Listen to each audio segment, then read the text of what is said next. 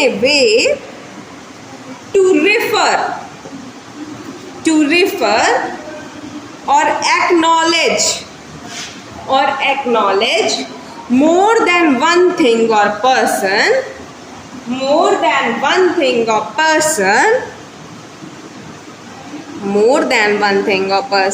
although not collectively,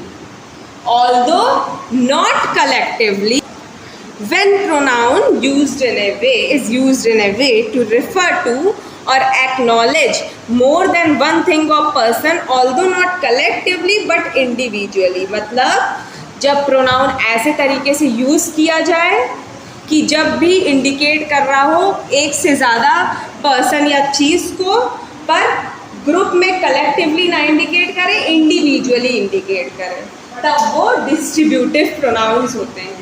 ठीक है, distributive pronounce. इसके एग्जाम्पल्स हमेशा क्या होंगे? कौन से 4 वर्ड है? Each, every, either, neither. वही एडजेक्टिव के भी केस में होता था, each, every, either, neither. Nouns में नहीं होता था। क्यों नहीं होता था? क्योंकि नाउन तो खुद ही पर्सन, प्लेस, एनिमल और थिंग के बारे में बताता है। ठीक है, तो उसमें ईच, एवरी, आइदर, नाइदर का सवाल ही नहीं उठता है। अब क्या? Neither of you has qualified this exam to go ahead. तुम लोग में से कोई नहीं क्वालिफाई हुआ है आगे बढ़ने के लिए इस एग्जाम में। Each of the students received a medal. हर एक बच्चा मेडल रिसीव किया। हर एक रिलेटिव क्या होते हैं? रिलेटिव्स क्या होते हैं? आपकी लाइफ में रिलेटिव क्या होते हैं? मुंह ही बन गया एकदम से रिलेटिव के नाम पे। रिलेटिव क्या होते हैं? हाँ, रिश्तेदार। रिलेटिव यही तो होते हैं। बहुत बेकार चीज़ है। बिना बताए घर आ जाते हैं। सबसे बेकार रिलेटिव्स ही होते हैं मैम हमारे लाइफ में, मेरी भी लाइफ में। वही बेकार चीज़ है। कोई हम नए नहीं है।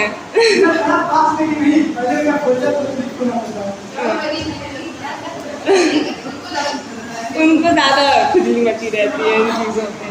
रिलेटिव्स बहुत बेकार चीज़ें होती हैं। ठीक, रिलेटिव मतलब क्या होते हैं? जो आपसे रिलेट करते हैं, जो आपके रिलेशन में होते हैं, वो आपके रिलेटिव होते हैं। वैसे ही रिलेटिव प्रोनाउंस क्या होते हैं?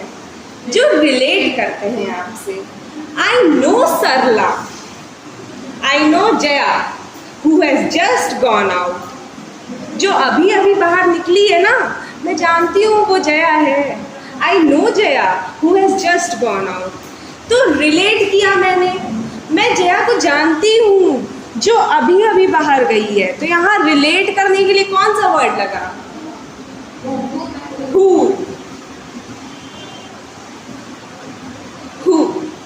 I know Sarla, who has just gone out. जो अभी अभी बाहर निकली है वो ही है, मैं जानती हूँ उसे। तो ये रिलेट कर रहा है। जैसे आपके रिलेटिव्स होते हैं, रिलेट करते हैं, वैसे ये चीज़ें रिलेट करती हैं। ठीक है। वैसे दूसरा sentence, she met the person who is a famous cricketer. वह उस इंसान से मिली जो एक बहुत फेमस क्रिकेटर है। अब ये मत बोलिए विराट कोहली, मैम विराट कोहली।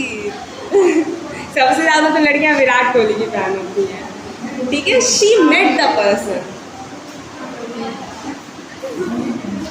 पर होती हैं लड़कियां। She met the person who is a famous cricketer. अब विराट कोहली पे डिस्कशन होने लगा कि अरे यार मुझे अच्छा लगता है। एक लड़के का नाम लो, दूसरे का हासिल हो जाता है।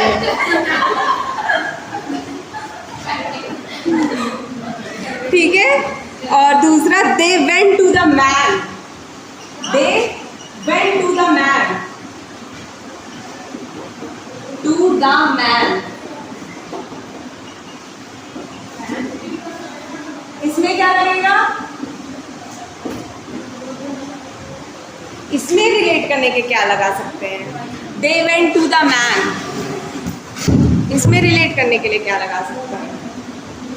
They went to the man who I admire.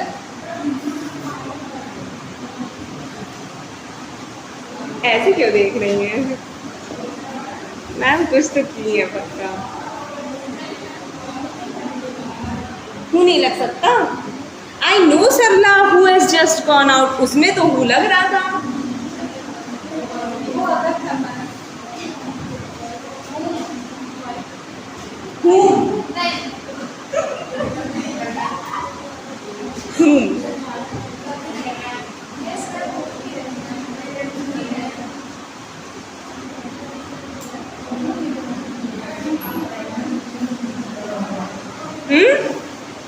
कुछ तो बोल रहे हैं, बताइए।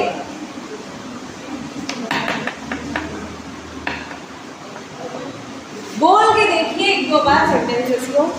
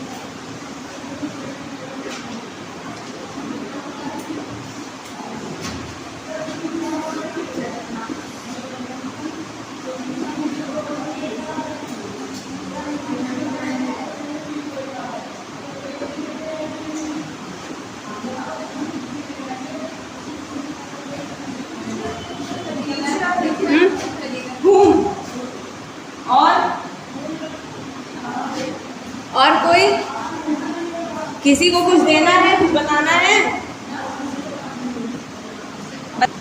विच और बताइए। whose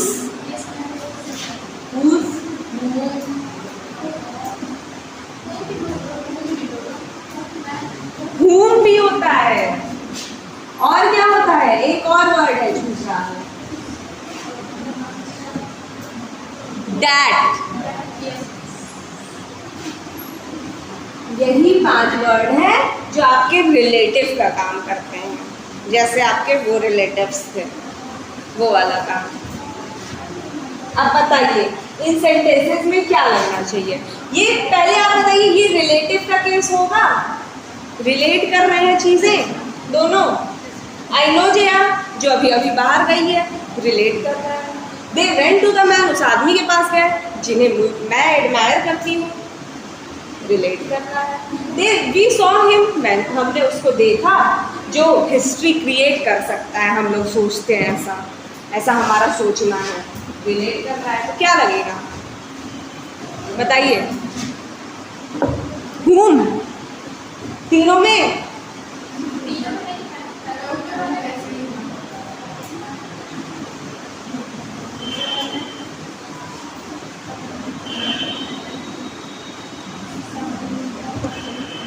देखिए इनका कहना सही था, जब सब्जेक्टिव केस आता है तो हम हमेशा who लगाएंगे, और जब ऑब्जेक्टिव केस आएगा तो हम हमेशा whom लगाएंगे। अब वो कैसे पता चलेगा मैम कि सब्जेक्टिव केस है कि ऑब्जेक्टिव केस है? ऑब्वियस सी बात है, मैंने एक स्ट्रक्चर बताया था, subjective plus verb plus objective. हमेशा ये स्ट्रक्चर हर सेंटेंस में होता है, और प्रीपोजिशन के बाद हमेशा ऑब्जेक्टिव केस होता है। ये दो स्ट्रक्चर बताया था, ठीक? ये वाला स्ट्रक्चर हर सेंटेंस लेता है। वर्ब जरूरी है हर सेंटेंस में, सब्जेक्ट भी जरूरी होता है, ऑब्जेक्ट भी साथ में जरूरी होता है। अगर सब्जेक्ट आगे है ऑब्जेक्ट पीछे। देखिए इसमें इस सेंटेंस को, यहाँ ब्लैंक है, इसको छोड़ दो, इसको देखो मत, 2 पार्ट में तोड़ दीजिए। I know Jaya, I know Jaya, ये एक सेंटेंस है। तो यहाँ पे क्या केसेस हैं? सब्जेक्ट, वर्ब है नो, ये ऑब्जेक्ट है जया, आई नो जया। एक सेंटेंस कंप्लीट हो गया। अब इसको तो हटा दिया, हैज जस्ट गॉन आउट, तो इसमें क्या मिसिंग है? सब्जेक्ट मिसिंग है कि ऑब्जेक्ट मिसिंग है? सब्जेक्ट मिसिंग है। हम लोग लिखते हैं, अगर इस पूरे सेंटेंस को बनाते हैं तो क्या लिखते हैं? She has just gone out या Jaya has just gone out. अगर अलग से सेंटेंस लिखते तो Jaya has just gone out. इससे अलग लिखते, दो सेंटेंसेस में हमने तोड़ दिया, इस ब्लैंक को छोड़ दिया। ठीक, I know Jaya, subject verb object, ये कंप्लीट हो गया। दूसरा देखा, हैज जस्ट गॉन आउट, तो यहाँ पे मिसिंग क्या है? सब्जेक्ट शी होगा या जया होगा, हैज जस्ट गॉन आउट। तो जहां सब्जेक्ट मिसिंग है वहां हम हु लगा दिए। अब दूसरे में देखिए, they went to the man, complete a sentence. Subject verb object complete है। आई एडमायर, क्या मिसिंग है? आई एडमायर हिम या आई एडमायर दैट मैन। अगर अलग से आप सेंटेंस लिखोगे, इसको छोड़ दो, मान लो ये है ही नहीं, आई एडमायर, ये कोई सेंटेंस नहीं है, मैं एडमायर करती हूँ, किसे करती हूँ? ऑब्जेक्ट मिसिंग है ना, आई एडमायर हिम या आई एडमायर, किसी का नाम लिख दो, ऑब्जेक्ट मिसिंग है। तो इसमें जब ऑब्जेक्ट मिसिंग है तो हम whom लगा देंगे। समझ गए? समझ गए कैसे हुआ?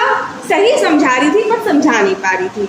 हम सेंटेंसेस को दो पार्ट में तोड़ लेते हैं, फिर जहाँ सब्जेक्ट मिसिंग होता है उसमें हु लगाते हैं, ठीक है, और जहाँ ऑब्जेक्ट मिसिंग होता है वहाँ whom लगाते हैं।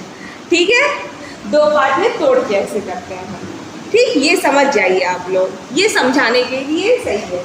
वी सॉ हिम, यहाँ पे क्या मिसिंग है? We saw him,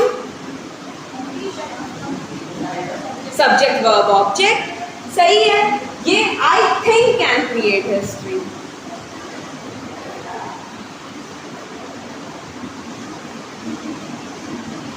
I think, इसमें क्या मिसिंग है?